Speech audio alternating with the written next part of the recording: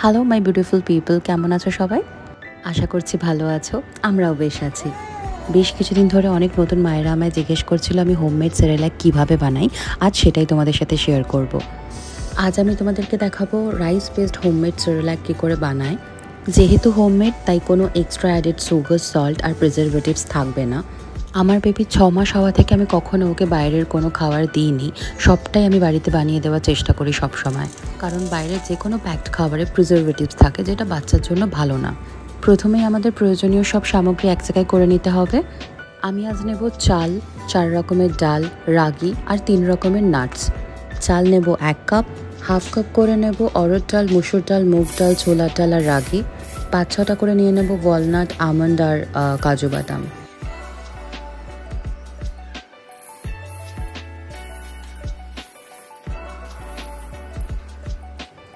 সবকটা সামগ্রী ঠিক এভাবে একটা বাটিতে মিশিয়ে নিয়ে নিতে হবে। তারপরে ভালো করে আমাদেরকে ধুয়ে নিতে হবে প্রত্যেকটা জিনিস, কারণ বাইরে থেকে কিনে আনা জিনিসে নানান ধরনের ধুলো, নানান ধরনের কাঁকড়, নোংরা থাকতে পারে। আমরা বাচ্চার জন্য সেরেল্যাক বানাচ্ছি, তো আমাদেরকে সবসময় মাথায় রাখতে হবে যেন একদম পরিষ্কার পরিচ্ছন্নভাবে আমরা জিনিসটা তৈরি করতে পারি, যাতে বাচ্চার কোনো রকমের কোনো অসুবিধা না হয়। মাথায় রাখতে হবে বাচ্চাদের শরীর প্রচণ্ড সেন্সিটিভ, অল্পতেই কিন্তু ওদের পেট খারাপ হতে পারে।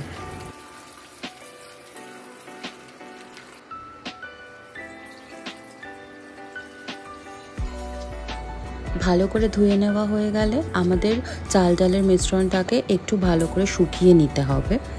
একটা পরিষ্কার সুতির কাপড়ে একটু ছড়িয়ে রেখে দিলে 1.5 থেকে 2 ঘন্টা ভালোভাবে শুকিয়ে যায় মিশ্রণটি।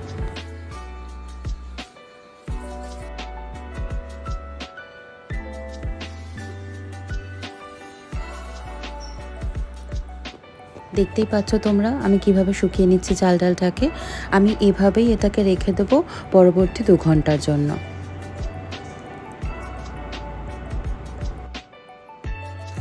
চাল ডাল বাদামগুলোর জল টেনে শুকিয়ে গেলে আমরা একটু কড়াইতে নেড়ে নেব। খুব বেশি না, আমরা 3 থেকে 4 মিনিট কড়াইতে নাড়ব। একটু লাল লাল হয়ে গেলে আমরা আঁচটা বন্ধ করে দেবো।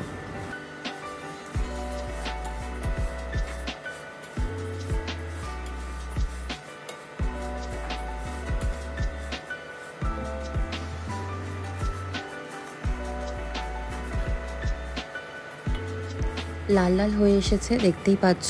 এবার এটাকে বন্ধ করে নামিয়ে নিতে হবে।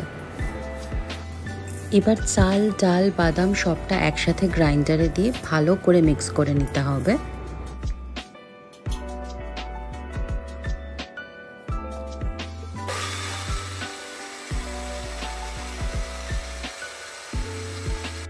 ব্যাস তৈরি আমাদের হোমমেড সেরেল্যাক।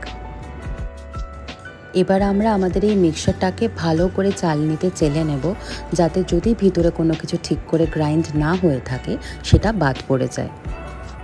চালা হয়ে গেলে রেডি আমাদের homemade Cerelac without any preservatives, salt and sugar, যেটা বাচ্চাদের শরীরের জন্য কিন্তু খুব হেলদি।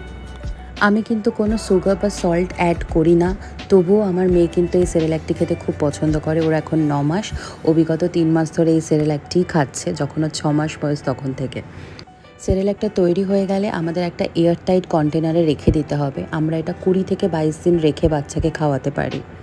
খাওয়ানোর পরিমাণ হচ্ছে 1 চামচ সেরেল্যাক 30 ml জল, মানে তোমরা যদি 2 চামচ সেরেল্যাক নাও তাহলে 60 ml জল, 3 চামচ সেরেল্যাক নিলে 90 ml জল। যখন বেবিকে খাওয়ানোর জন্য সেরেল্যাকটা তৈরি করবে তখন 2 থেকে 3 মিনিট ধিমে আঁচে সেরেল্যাকটা নাড়িয়ে নিতে হবে। যখন দেখবে জল জলে ভাবটা কেটে গিয়ে একটু গাঢ় ভাব এসে গেছে সেরেল্যাকটাতে, তখন বুঝবে এটা এবার তৈরি খাওয়ানোর জন্য। এই হোমমেড সেরেল্যাকটা 6 মাস থেকে 12 মাস অবধি যে কোনো বাচ্চাকে দেওয়া যেতে পারে, যদি বাচ্চার এর মধ্যে থাকা কোনো ডাল বা নাটসে অ্যালার্জি না থাকে। পুষ্টিতে ভরপুর এবং বাচ্চাও কিন্তু খুব আনন্দ করে খাবে। একজন মা হিসাবে সব থেকে আনন্দ তখন হয় যখন দেখি একটা বাটিতে করে যতটা খাবার বাচ্চাকে দিয়েছিলাম সবটা সে শেষ করেছে। তাই তোমরাও এই হোমমেড সেরেল্যাকের রেসিপিটা ট্রাই করে আমায় অবশ্যই জানিও তোমাদের বাচ্চাদের কেমন লাগলো।